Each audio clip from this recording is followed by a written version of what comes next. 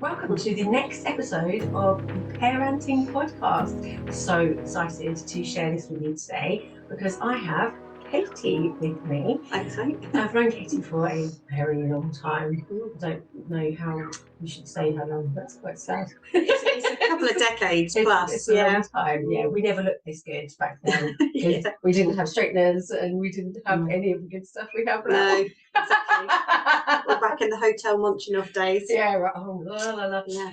But now we both have children and we both have careers. Yes. And I have worked with Katie when she was a childcare provider. Yeah. And Katie has 3 children and has a husband and has a fantastic career working with young people. Yeah, I love reading, enjoying some telly again. Yeah. Because for the last 4 years I've been doing my degree, I've not had much time for TV. So I've been doing some catch-up TV. But yeah, so much stuff that I love to do. Yeah. So much stuff. So what was your degree in? Psychology. Yeah, psychology, which is fascinating. I've worked with children for so long. I wanted to do this for me. It's a personal goal. And just find out how their brains worked. Yeah. I felt like I knew their behaviours, but I wanted to know what was happening. Yeah. And it was so much more than I ever expected. It's really complemented me as a parent, as a person, and in my career working with children.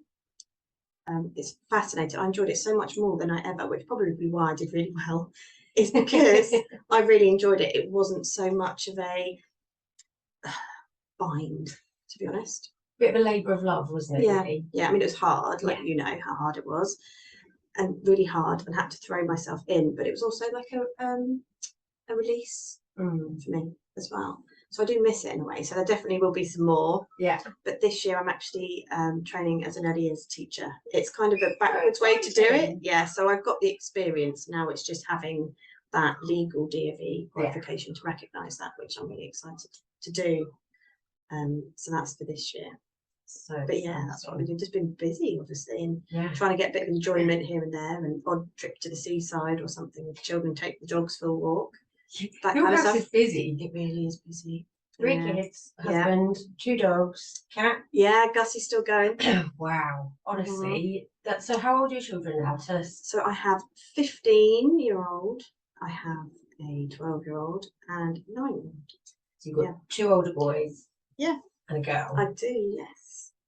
Very busy. Yeah, it is. But you know, to my degree now, it's given the children, like they've seen how it can be done, like working. And actually I've heard like my daughter in play with her friends and say, I want to do a degree. Have you? Yeah. Oh, that's so nice. It really is, because just seeing, like, even I can transfer the skills that my son who's doing his GCSEs.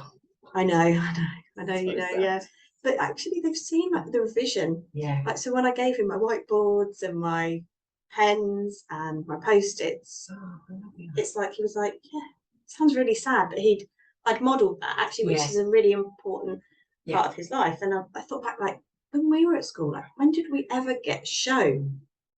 And it's that whole like learning, that social learning, isn't it? So they've seen me at my desk, whiteboards, everything, to be organised and to study. So it's like actually a skill they've got, which I've never remember being taught myself. No, and I would agree with that actually. And it's funny you say that, because when you said, you know, in her play, you've heard her say, I want a degree. When we were kids in the 80s, early 80s, you know, we played teachers. I remember that. Yeah, I love teachers. But there was a lot of housewife play. There was a lot of looking after the kids. Yes. There was, you know, maybe having that teacher kind that of emulating career, but there was never anything after that, you know. So the fact that she's already kind of thinking about that future goal as a, you know, as a female, I think that's amazing. Yeah, it's really important. I love to empower women, especially like I want with my daughter as well, like a working mum and studying. Hopefully she'll do it in a way that's not so pressurized for her. But her life journey is different to mine. Yeah. You know, for me, the degree was something I always wanted to do, a personal goal that I couldn't do when I was younger. Yeah. So I've done it now, obviously, when I've had the children. So yeah, it's just amazing. And I love actually seeing that difference that you talk about there, like with the role play, like to see it in the young children. I work with young children now in the early years. It's fascinating. So they're kind of what sort of like age? 0 to 5. Yeah. So the children that I work with now are from 2 to almost 5.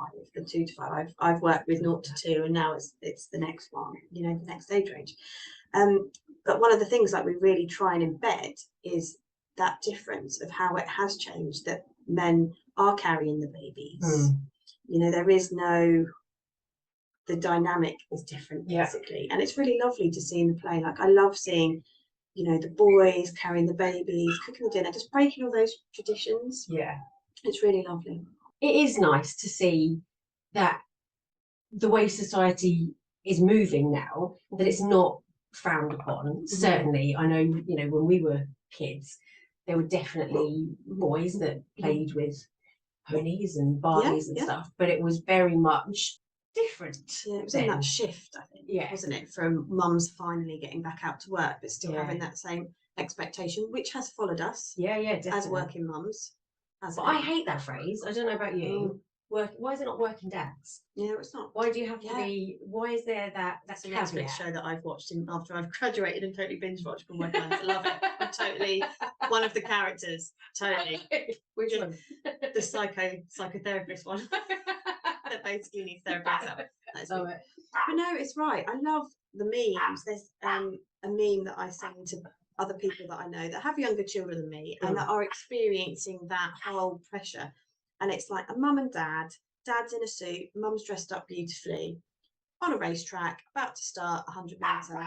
Dad's got a clear run, mum's got an ironing board, she's got kids, she's got pickup, she's got all of this stuff, shopping list, all in the way, and all those hurdles. And there's such a good visual. Yeah. And it just shows. That's really poignant, actually. I've not seen that. Oh, I'll send it to you. I've got it in my bank. But it's just, you don't even need words. You can just see that. Yeah. Which, like for me, studying, actually, I did that for me. And it felt really selfish at times because I've had to make sacrifices. My children have had to make sacrifices because I only studied part-time for 2 years. And for 2 years, I studied full-time. Right. Because I just wanted it for me. And that's okay. But the skills, the children might not have had me about, but they're a bit older. Yeah. I was there, so I was in proximity, I was in the house. But they've learned other stuff, you know, so much more things that I really hope that they take with them. And I show that women can do it all. Yeah. but also, you know, from a child perspective, my mum got her degree when we were coming out of university. So she'd seen us, my sister and I, both go off to uni and kind of went, well, I want a piece of that pie. And you know, same thing, she was completely able to do it, but back in the whatever it was, 60s, 70s. Got to be careful there because mum's listening. I don't want to implicate anyone. You know, she had to go out and work, you know. So from a kid's perspective, like your kids, I really respected her for finally doing something for herself. And I really respect you for taking the time out and doing it, because it's been hard. It's been really hard for you to juggle everything, to all the other elements that come with family life, each individual person, each individual issue, school, work, husband, you know, there's a lot, and you've smashed it. And what did you come out with, Katie? I came out with first. She did. I did. So proud of you. Yeah. Thank you. In 5 out of my 6 modules, I got firsts. Wow. Yeah. So really proud. But like, just by talking to you now, Steph, it's made me like really think actually how much the children have benefited from it. Yeah. And how children could benefit in a way of actually they've had to watch me self-regulate myself on a huge thing. For me personally, being a high achiever, wanting to be a high achiever, being there and having to take that bad score on some assignments, like at the end, like I got 95% twice in a row. And that's huge. It's amazing. Like I could not believe it. I'd never expected it before now. Yeah. I got that. But then going to then like a 70%, it's then the children are like involved, but it's showing those regulations, those behaviours of what I can do, not being too hard on myself. And I was hard on myself, I did cry, but it's the children seeing that, it's understanding and enjoying the buzz, but also what happens when that buzz doesn't come. So I had not even thought about it until just speaking to you now about all of what they've seen in that sense, which is obviously really, really important for children growing up to see those behaviours. And again, showing them that you can put in the work sometimes, and you can work as hard as you can work, and you can do everything right, but sometimes you just don't hit the mark. But that's okay. Yes. Not beating yourself up about it. The perfectionism that comes with sometimes just wanting to do everything right and be the best, and high achievers, huge perfectionism elements to that. And as you say, being able to kind of just go, do you know what, kids? Like, everyone did everything they could, but it's fine. But it's okay. I've still done really well. 70% is huge. Yes, it is, And again, you could have got 50, you could have got 40, which I did 30. On my very first assignment. Got 50%. At the very first one. And it's just to show that growth and how you need to do that, like, and problem solving, critical thinking, right, what's gone wrong, what's gone right, what can I do, and also just recognizing that it just so happened the 95%, one was a report, a CBT report, which I feel like I know CBT inside out, so I'm pretty pleased that I got 95%, and the other one was an essay, but it was a subject that I really enjoyed, so those things, and it's learning that I'm going to be good at those things. So I feel like I've transferred those conversations to my own children, as obviously a child that's doing their GCSEs. That's so important. Kids just have so many tests now. Too many. They do, but it's quite nice. Like my daughter's primary school have actually stopped spelling tests. That's awesome. Yeah, so I think a lot of like research has proven that it's just remembering the word. It's not actually knowing and understanding the phonics behind it. So they've got spellings that they just for you to learn, but there's no tests, which is great. How does she feel about that? How do you feel about that as a parent? I mean, it's one less thing to remember as a parent, which I'm grateful for, to be honest. I hear that. Like, sometimes I'm a bit like, I could do with another pandemic, a guilt-free time of not having to take your kids anywhere. Even though that was really hard. So I think she's fine, because obviously it's that pressure of knowing how to spell, and also some children, and I've done it at times, like it, but in that moment it's just so much focus, like just because you've got a short time to show what you know, they're just testing you on what your recall is, and that's not fair. Like we all know, as everything grows, about people's working memory, all of those things, and it's really not fair. It's not a representation of what you know. So I'm not bothered. Grateful that I don't have to do spellings, but we do, because in a way, like, I've tried to make them fun, but it's just not so regimental. It's that one pressure off. So actually, if we decide to get the foam letters out that we've had for feels like I've had them forever, and just make up, it doesn't matter. It's still doing that little bit of fun. And you're right, it's about testing their recall, isn't it? But it's also about testing how well they perform under pressure, and about how they can sit in an exam. Like, for my son, sitting anywhere is a chore. But especially sitting under a pressured environment, he used to hate tests, and it would be like, one was coming, he'd had one that day.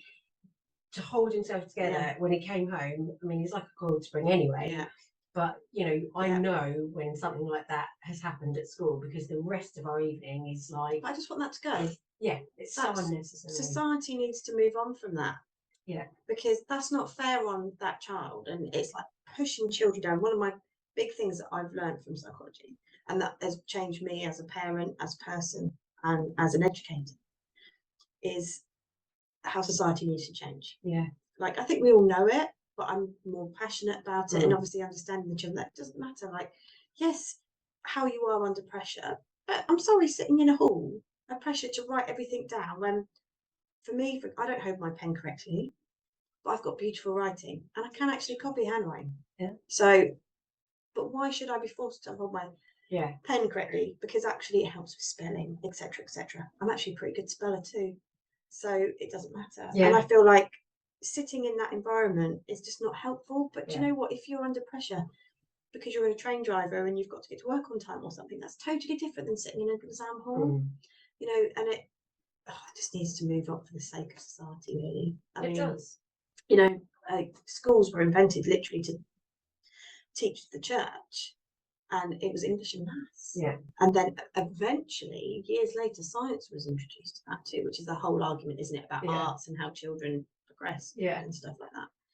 But no, that really frustrates me. And it's always aimed at academia. Not every kid is academic, and I'm sure you see this, you know, from early years upwards. You can, you know, my boy, you know, you can see from very early on kids that are going to lend themselves to the reading, the writing, the math. That comes very naturally to children. But if they're not children, it's not that they're not intelligent. It's not that they're not capable.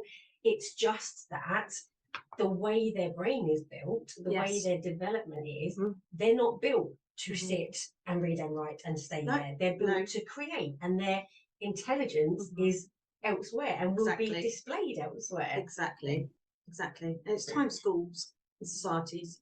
I think it's coming, but it's that whole integration, isn't it? Like, change is going to take time, but it really frustrates me. Like, interesting fact, you might know this though because of this, but do you know when the brain stops developing, like adolescent? Shall I write it down? Do you know? Shall I write it down? Yeah, to 30. So there you go. Yeah, I said 25. Because I'm correct. No, it's 25 to 30. Yeah. So our brains have not been that developed for long. So that makes me think. I was questioning myself. I was thinking about coming on here and talking to you. That is this why I've done so well in my degree? Because I struggled. It wasn't easy for me in the education system. Like, you know, I have OCD, which I'm very, or I am OCD. Try to say my thoughts, not something you have that you carry around in the bag. I am. You know, it doesn't affect me really because I've come from a long way. But is that my brain maturity? That's why I've been able to get the first. You know, and that's really made me think differently about the teenagers that we get, like the Kevin and Perry. I mean, I loved Kevin and Perry. Who doesn't? Like, it was so funny. Kathy Burke is hilarious.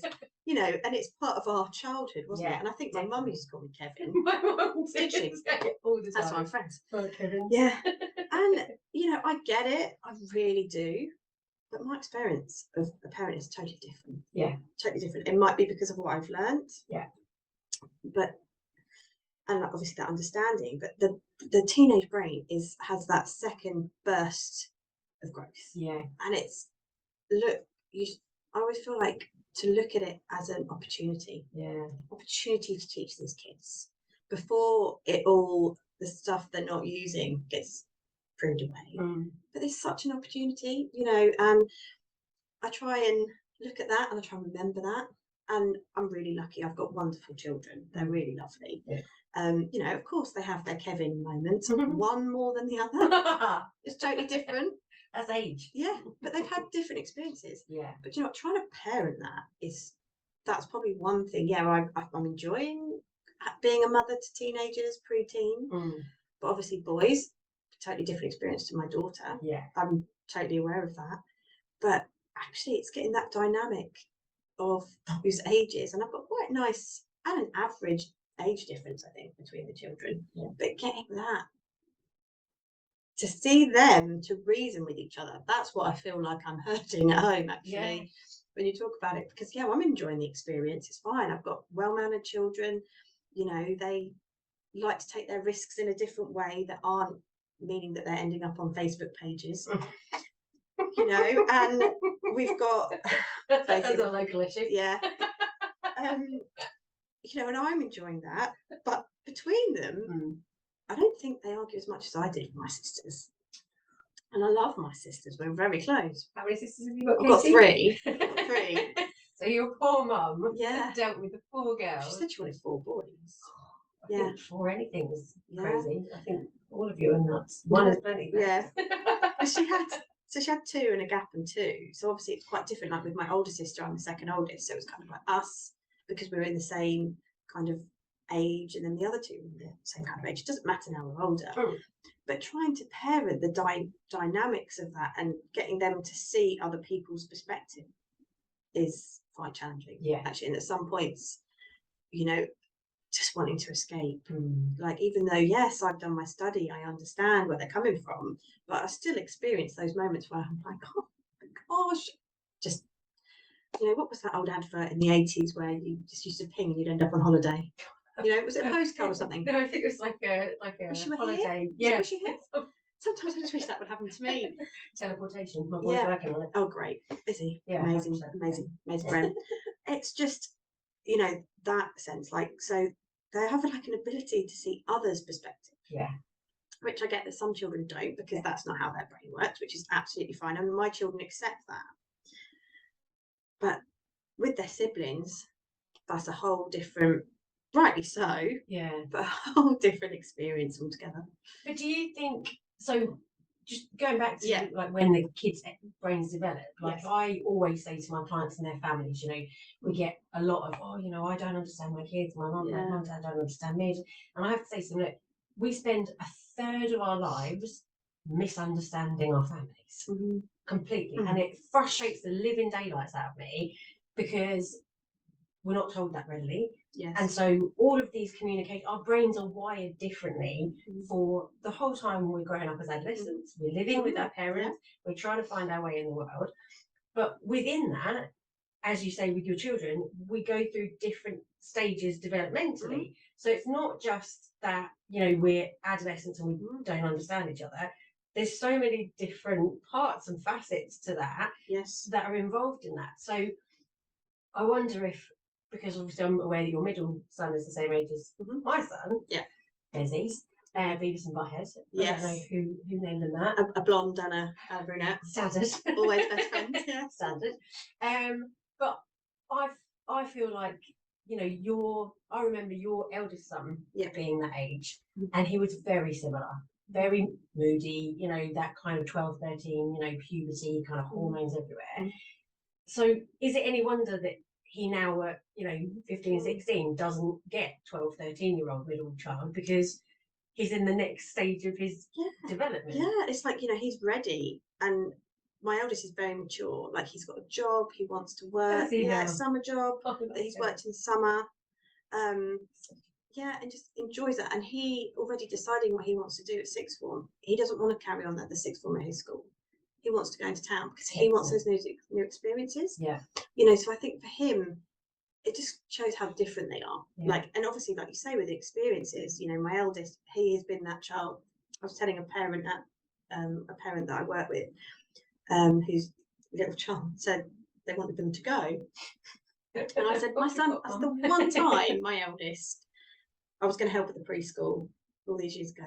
And I turned up and he literally turned around the door and said, I don't want you to stay. And it was horrible, but it was for me. I wanted to help for me. I know. Hurts so bad. The other 2 probably have me going to school with them now. Oh, yeah. You know, and how different they are. So I get that they're different personalities and they've had such different journeys as well. And also experiencing that, especially with this pandemic. How different that is, which also partly gets on my high horse about these Facebook posts. And I think, knowing what I know about brains developing and being shut away, right, give children a break. You know, and that whole mentality of that would have happened my day. It's like, no, but also you wouldn't have had a social media platform where you can just brand what kids are doing. Like, and really, how naive are you? We are so lucky where we live. And I talk about our city as a whole and our schools, and we don't have to worry about our children, and they don't get, you know, metal detected when they arrive and all those little things. It's like, I do feel for them. They've been through so much. So like, even all my 3 children have been through the pandemic at different ages. So my eldest would have been about the age of my second son. But he never went to school, whereas the other 2 did actually go as I was a key worker. So they went to school for a while. I did work at home, homeschool them at the same time. That was really hard because I was looking after other people's children as well. But they did go to school. So actually their experiences were different. And even having different teachers, you know, different friends. So they've got so many different things. I don't expect them to get on, but it's really hard sometimes. Sometimes. I'm going to just jump in here, okay? I love the fact that you just listed like a million different things that happened in the pandemic, but just glossed over it like, oh, that's fine, we'll cope with that, you know. So, like, again, this is such a mum thing to do, you know, with the list and the ironing board and everything you mentioned in your meme. Oh, you know, I had, a couple of them went to school, I had one at home, I was homeschooling because I had other children. That's, the hell was the pandemic like for you at home? How did you not tear all your hair out? Do you know, I really... So my undergrad research project was on parental experiences of playing with their children in under fives. Oh, cool. Yeah. So to see, obviously, because we spoke about that a long time, many trip to Aldi, getting the booze for our children's leavers, you know, have a chat about what I could do. Parents, booze was for the parents. Yes. Just to say, obviously, Steph volunteered to organise that, and I just helped because I had the freezer, the electric fridge, and the muscle, obviously. Yeah, I enjoyed it. Because that's what I wanted to find out. Like, everyone's experience is different.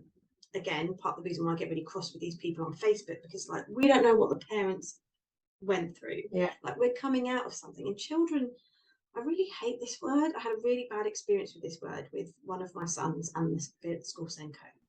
Resilience. Okay. It's thrown about a lot, especially in my line of career path. I have a problem. Okay. But children are quite resilient, for want of a better word that maybe one day I'll reinvent. I don't know.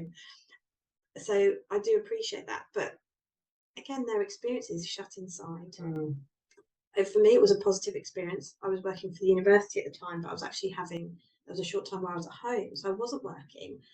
And I was able to just stop. I was able to have the youngest two play in the garden together, which rare. Yeah, you know, for their ages. Made the mistake. It was beautiful. Every day when Boris Johnson would do his daily briefing, I'd be baking. Or I know. Not something that I even want to do. Like, I quite often talk about now that I don't want to make my kids first buttery muffins every day. Yeah. Like, I just want to pay for convenience. I'm conscious about the economic, you know, cost and also the environment. Yeah. Anyway, so we had a lovely little thing where they would come. I would be in the kitchen. I spent most of my time in the kitchen. Just, I don't know why. But I could actually make the ice. Maybe it was just enough getting it out of my system. Got them a bell basically, because they used to come and say the cafe, and be like, cafe's open. I'd put their drinks, because they just cycle, you know, in the garden, because they couldn't go out. It wasn't, maybe not even that half an hour a day at that point. And so I got my bell for a laugh, and actually I really regret getting the bell. It was like, ding, ding, ding, ding, ding. But it was great. So I have fond memories on it. Yeah. You know, at that point, that was, you know, in the March. So for those few months, obviously it was really hard. Like, so I'm very close to my family. But I enjoyed having that time, and just for my children to get off that path of club, homework, school, wash. So I really appreciated that. I do remember though walking my daughter. I don't know why my son wasn't there. Maybe he was. Sorry, son number 2. I remember walking to school and it was eerily quiet. And a lot of people had already taken their children out of school. And I remember just thinking, no, I'm going to walk them to school again. Yeah. Like, it was really crazy. But I think my children, I appreciate how fortunate they are. Like, obviously, it was tough for everyone. You know, I'm OCD, which I was struggling with a bit just before the pandemic. Yeah. So in a way, the pandemic kind of gave me that mental break that I needed. So obviously for them having that around, but they coped really well, and not all children did. Like, my children are really lucky, but others aren't. So just keep it off Facebook, basically. I think I honestly feel like that. You're right, and they going down a different path. Yeah, come back to this, but you know, the kids that we have now have so much more to deal with than we ever had. Yeah. You know, like I said, we didn't have straighteners back then. That was like the worst thing that happened. Yeah. But, you know, we just had mobile phones. I think I got my first mobile at like 16, 15, 16, yeah. But now, hey, they never break, mate. No, they don't. They don't. You know, and we can always play Snake.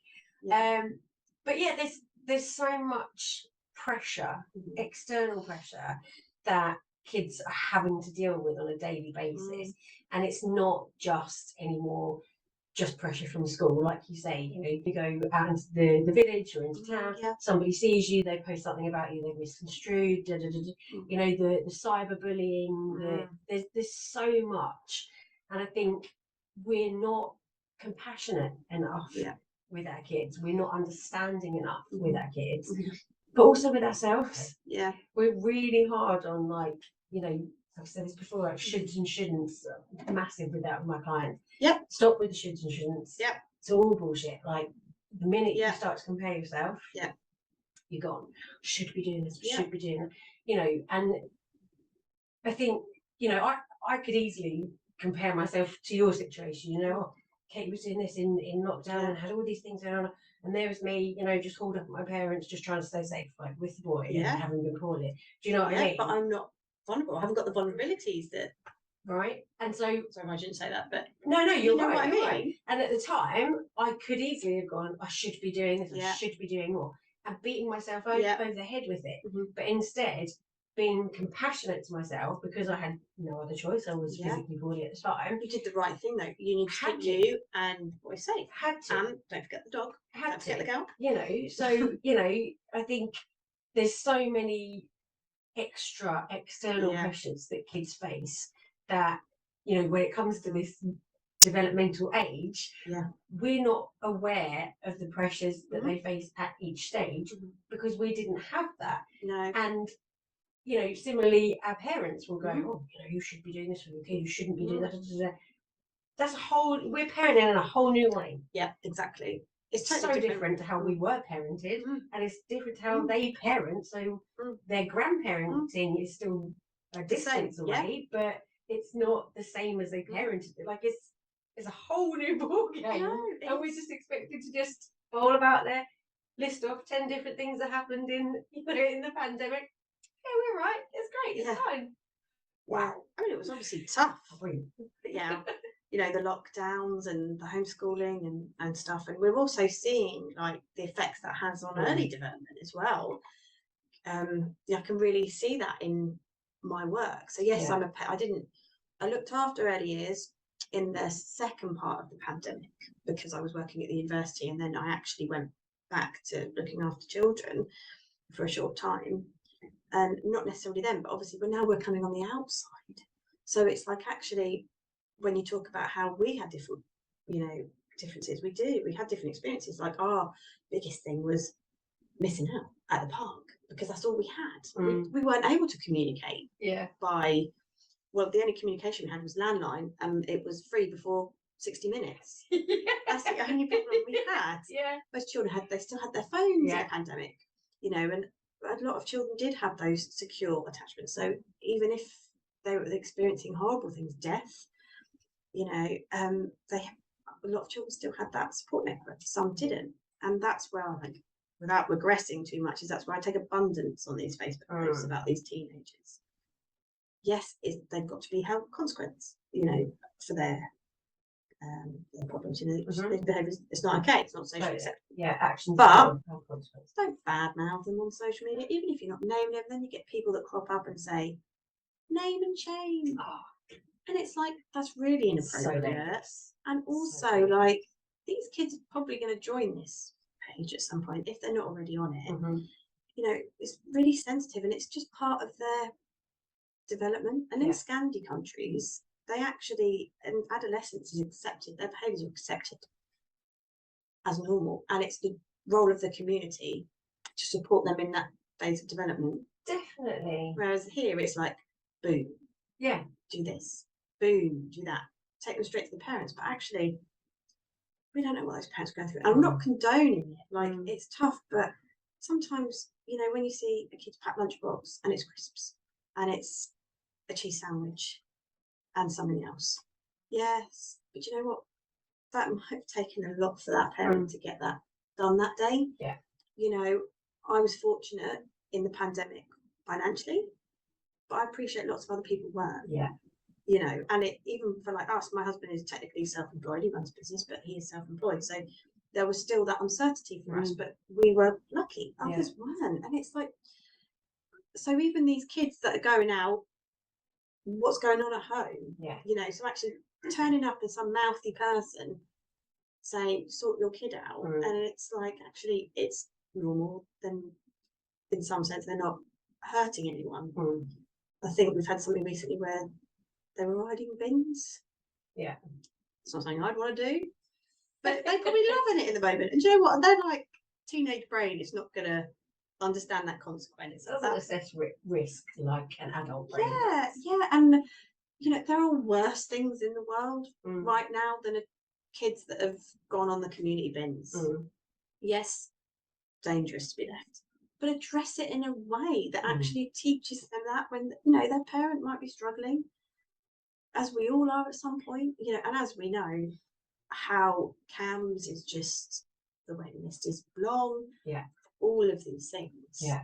So stretched. Especially now. Yeah. So everyone, like, you know, post-pandemic, like, put a focus on that. There's so many different experiences that children have missed out on.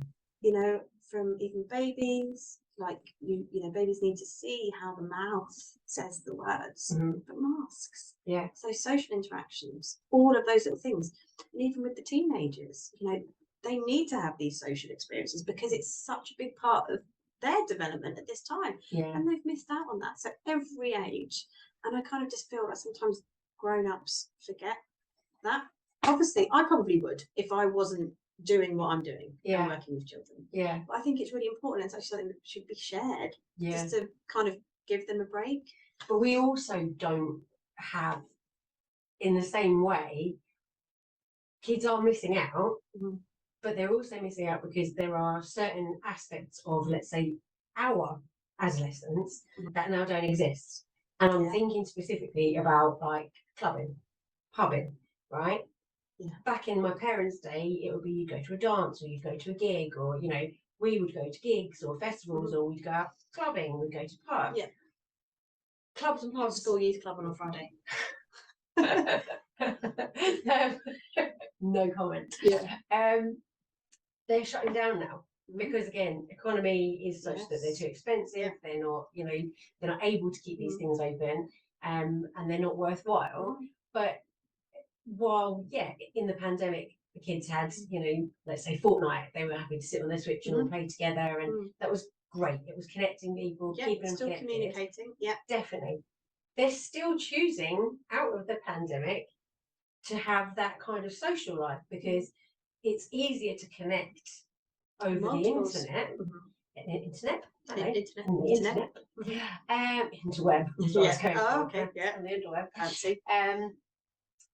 Rather than go out and physically socialise. We didn't have that as an option. Yeah. So the difference in their development, again, you know, we say, oh, you know, screen time is, you know, it's on the rise, and we have to watch our kids because their mental health development is being depleted because of how long they spend on tech.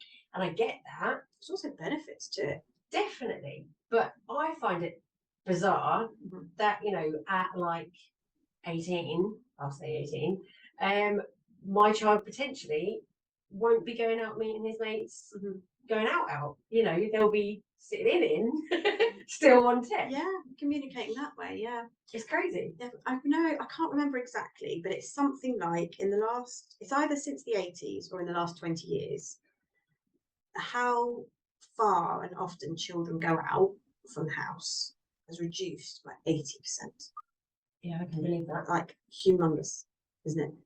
What word? I feel a bit like, because we're talking about our childhood, I'm like thinking of Teenage Mutant Turtles.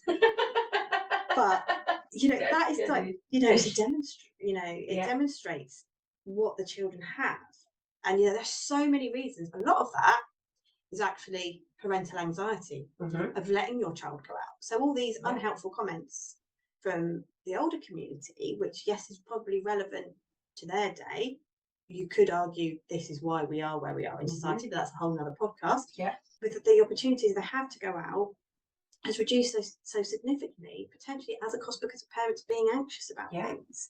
So they are having to make other ways to communicate. Yeah. You know, and also, yes, there are studies which show bad mental health etc., etc.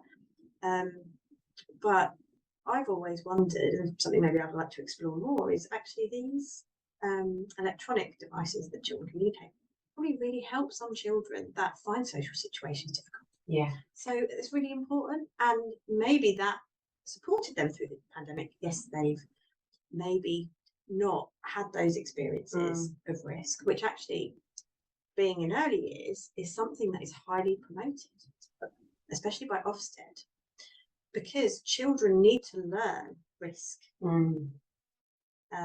So it's really important. Yeah. So in early years, so even however the pandemic affected each child, you know, they need to learn those risks, and even teenagers then need to learn the next part of risk. Yeah, and that's all development, isn't it? That's all within that kind of brain function. Yeah, it is. Yeah. But it's funny that you say, you know, about you never know what's going on at home, and I think you're right.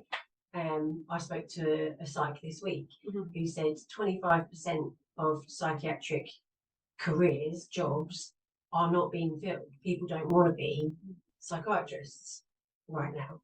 So while you say, you know, CAMHS are struggling for young adults, so are the mental health systems for adults. Yes. So, you know, we can have adults and kids in the same family with different diagnoses, you know, well aware of those. Yeah. And neither's getting the help.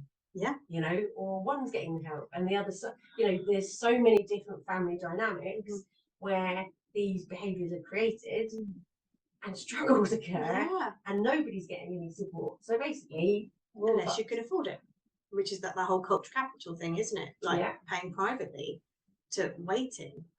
But you say that, you know, there's the wait lists, the psychiatric, the CAMHS wait lists are a good 2 years. Yeah. And the reason that coaching is becoming, you know, highly sought after is because we're the only accessible kind of mop up, if you like, for people that are falling between the nets. You know, and that's why it's becoming so important since the pandemic, because people physically cannot get the help, or in the meantime, it's really hard. that's what's necessary. Like I've had CBT myself a few times over the years, and that's one of the 95% papers that I did a CBT report, and actually becomes part of it, that whole process for me. But I supported a child that I've been like encouraged to pay privately if the family can afford to support them through CBT. Yeah. Because they were experiencing tics, OCD behaviours, and unfortunately it just shows that cultural capital divide. But that child in a year is back to doing everything they love. The tics stopped. Yeah. You know, they always joke that they're one vocal tick away from Tourette's diagnosis. But we embrace that, we love that, like that's what it is. What's what we want. Yeah.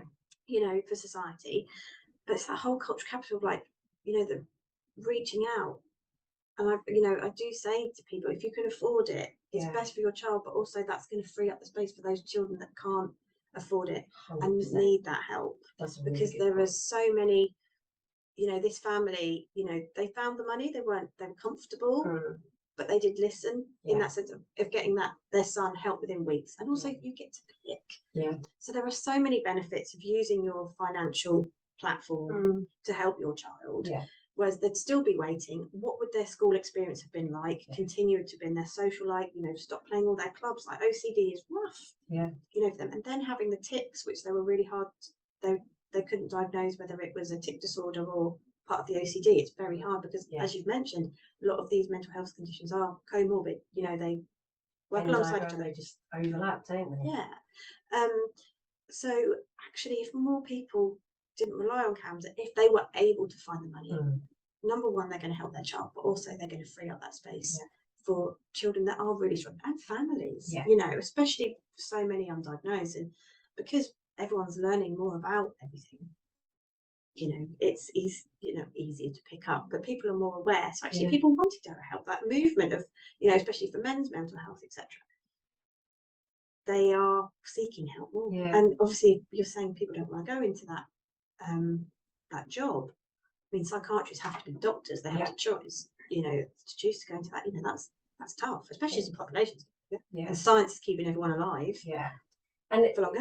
yeah, and no, and you're right, and I think that's why I really enjoy the work that I'm doing with children and families, because like you say, you know, I know that working with young people in terms of CAMS, you know, it's very much about the child. It's very much about, you know, helping the child, and that's completely right. But what support do the family get? Yeah. CAMS doesn't have the resources to be able to use that as, you know, a fully encompassing resolve for the whole situation. It's only focused on the young person, and that's right. But the whole point is that, you know, you can't. I always say to my clients, you know, I can't do it on my own. I can't just give the child a magic wand if the family aren't supporting what the child needs to do. They're a child. They can't do it on their own. It has to be a holistic way of working. So as you say, with the child that you were talking about, you know, had you just said to him or her, go off on your own, go to that one particular counsellor, CBT therapist, whatever, they can come back to the parents and go, I've done this. Parents go, well, I don't really know anything about that, so off you go, do it on your own. You know, child's left kind of not really any better off. But working, like you say, they've worked as a family, and the difference, how quickly that moves on, like you said, in a year. Yeah, and it was only a few months of therapy in the end. Yeah. And picking someone that worked for them. Yeah. So yes, it was expensive at the beginning. I think it was like £90 an hour they paid. £90 an hour, 45 minutes. It might have been like £90 an hour initially, but just to get those first few sessions in weekly, and then it reduces to half an hour, £50 every other week over a few months. So it's just that initial injection of help. Yeah. But there's people obviously that just can't even afford that money. Yeah. I mean, you know, I see changes 8 to 12 weeks, huge changes. You know, kids that have been homeschooled for years that have ended up completing GCSEs and going to school, and, you know, kids that are adamant they're not going to, you know, move on with their education, and, you know, that's that is, and then they end up moving on and going to sixth form, and you know, it's there's so many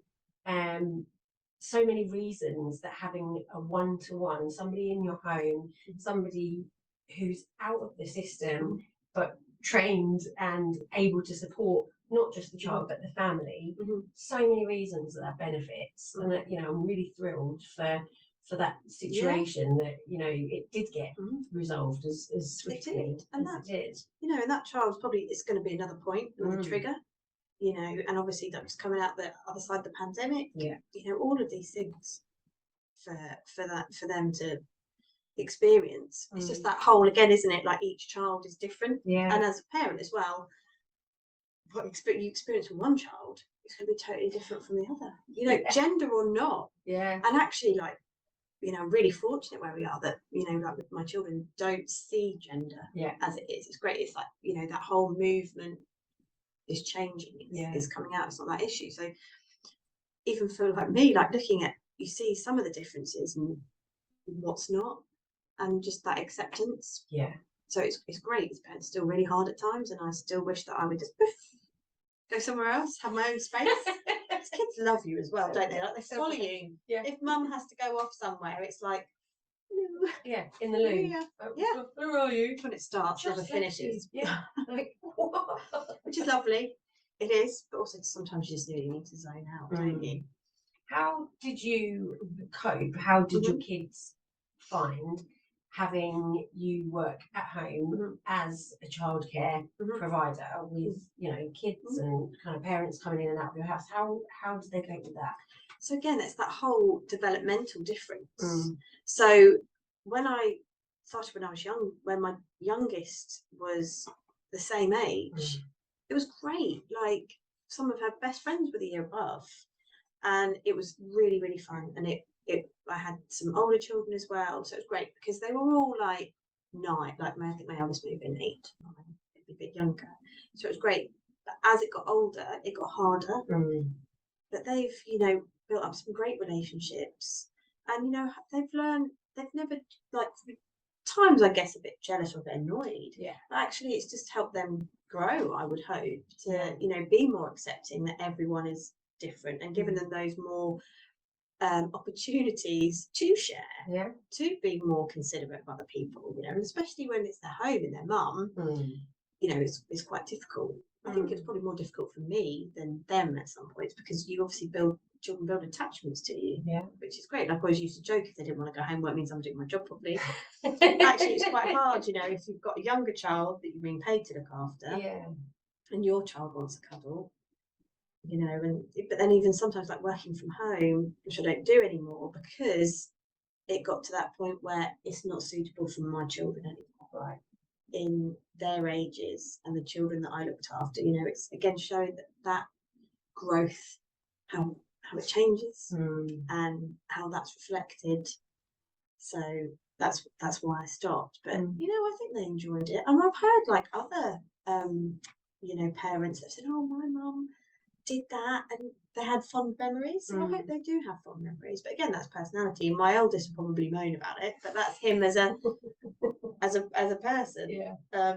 Whereas my daughter probably had amazing experience, but she was younger. Yeah. So you know, she had lots of things. Around. Yeah, exactly. Which I always like thought. Yeah. You know, so did your mum do that?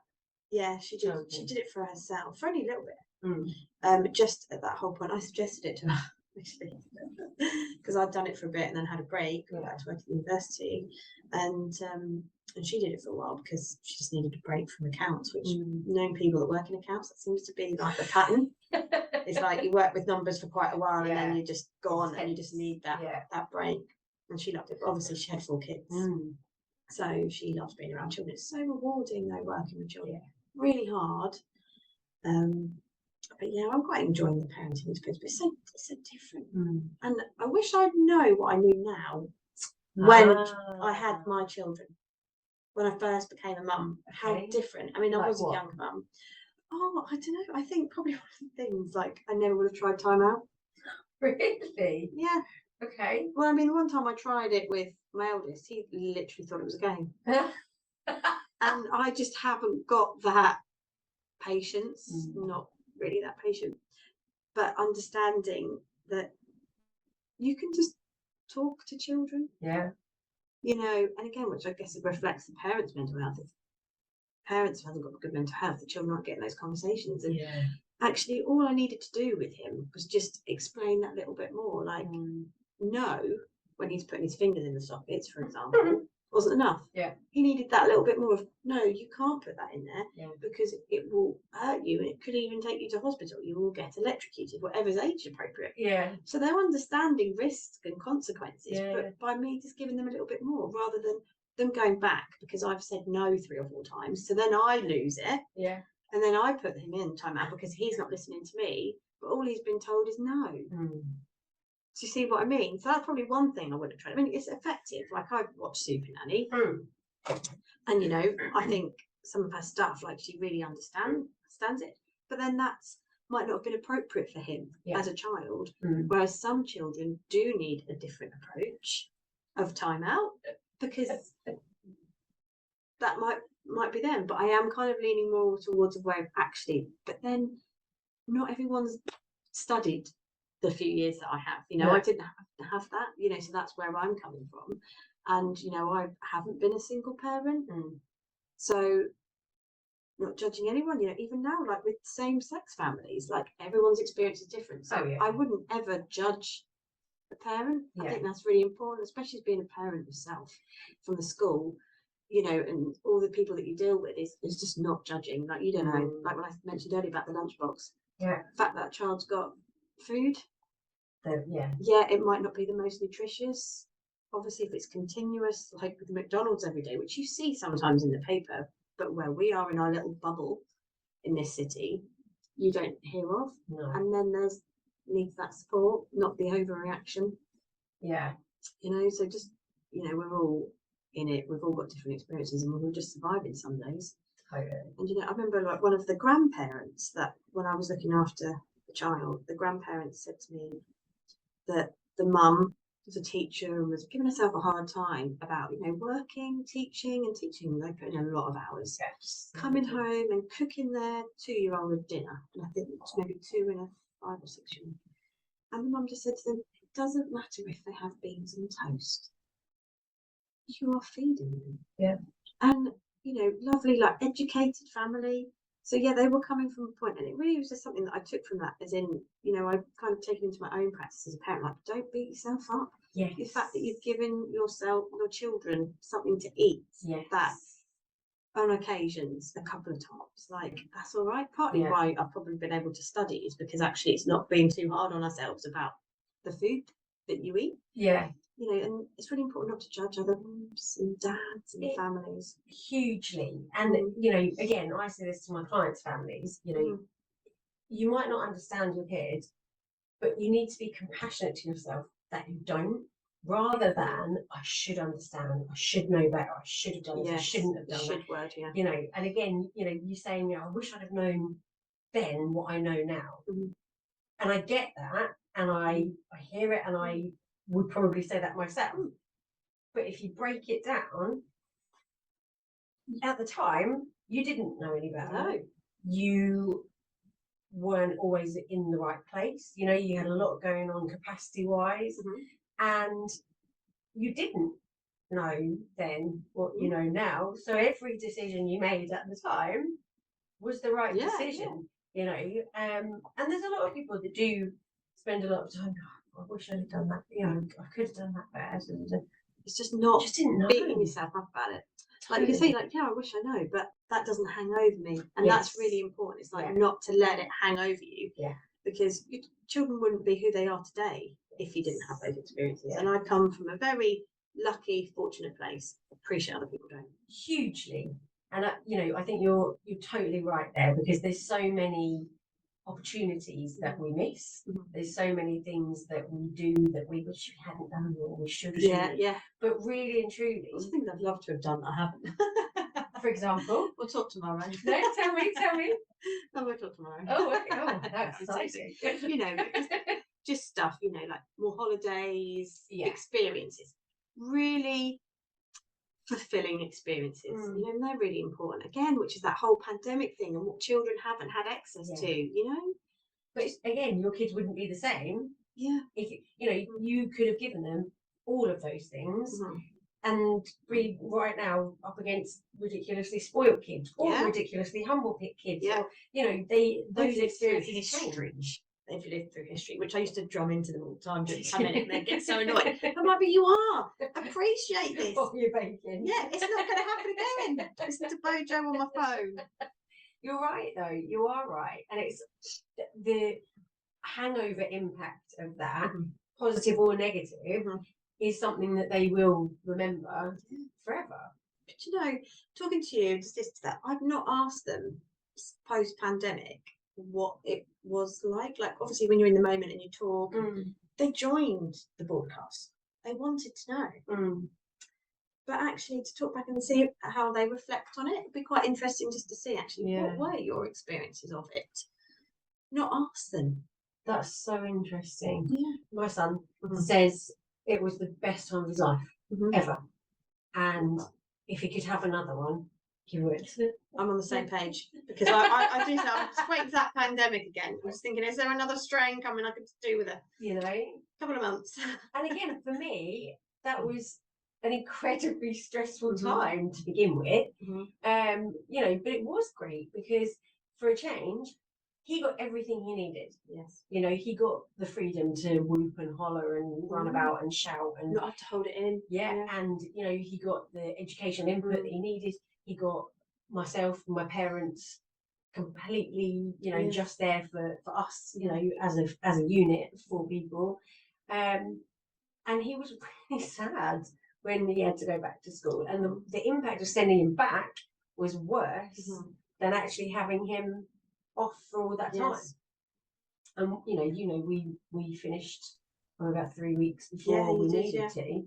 And even then, you know, yes, it was scary, but I think it did a lot of good things for him. Yeah, for him definitely. So it's interesting that he bangs on about it all the time. Like, finally we can have another pandemic. You know, all the time. So the fact that you haven't thought to ask your kids that, I wonder what they'd say. I will. And again, 2 years sort of later, I wonder if that would be different to after it just finished, kind of thing. Do you know what I mean? Yeah, I'm sure it would, because of being that little bit older, like I mentioned earlier, my eldest has got like a little job, you know, not to be able to go that, and he's got so much social interaction from that, and it's like, actually, would he have been in a place, like, we just don't know, would he have been in a place to be confident enough to socialise pre-pandemic? Is it something that actually naturally, where those experiences haven't been achieved because of the pandemic, are they then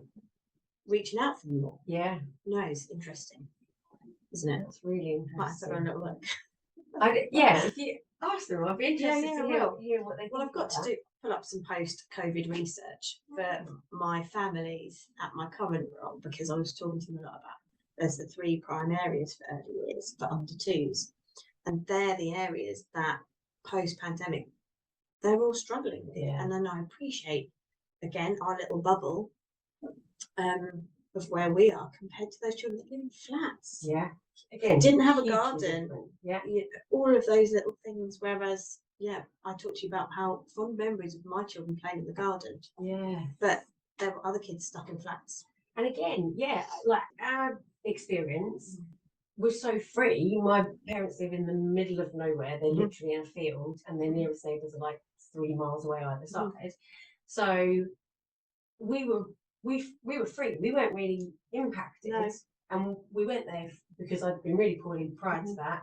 So we went there to protect ourselves, to definitely, make a bubble. And I guess that's why he felt so free. We didn't have maybe what you had, seeing, people across the road, next door neighbours that you physically couldn't walk and interact with. So bizarre. Like, honestly, you would meet people and you'd move aside, and it was all awkward, like, who moves? And the amount of people that live in this village that I've never seen before in my life, it was unbelievable. But everyone just getting that half a day thing, but not hearing the traffic was beautiful. Yeah. Not hearing the birds, and just that, it's like, I think we've got to learn, we can learn a lot from the pandemic as a society. For children, for adults, as parents, definitely I was lucky. I managed to enjoy my children more. Yeah. But lots of others weren't. So when I do moan about the Facebook posts, I do appreciate that not everyone's going to have my view. Yeah. And you're right, you know your kids. You have to live in the moment with them, and you appreciate what good kids you have, and they are lovely kids. But you also appreciate that they change. And they change fast. Yeah, and you don't know, do you? Literally can wake up the next day. Yeah, definitely. And you can wake up and they're not there, the same as anybody. So to really, really appreciate who they are as little people, and that they're there, makes all the difference. You mustn't lose that. Yeah, and be hard on yourselves. Parents need a break. Yes, compassion. Yeah, and we're the worst as a parent for putting pressure on yourself. Definitely. You just got to hang out and support each other. Yes, and that's why conversations like this, just over a coffee or via a podcast, are so important, because we're all doing the same thing. We're, there's so many similarities that we forget about. Like you say, if you judge people, you've got to look to yourself first, and if you're perfect, you have that point to judge. I doubt you are. No. So you don't have any room. We love our kids. Everyone loves their kids, but you're going to parent differently. Yeah. And you just got to accept that and not judge. Yeah, definitely. I love that. Thank you so much. No, it's been great. Thank you, Steph. It's been lovely to have you here. Thank you. And again, congratulations on your fantastic degree. Thank you, my love. Thank you. And good luck with all of your next training, all the good, exciting things coming. I want to know about that. No, exciting. Thank you very much for having me. Good luck.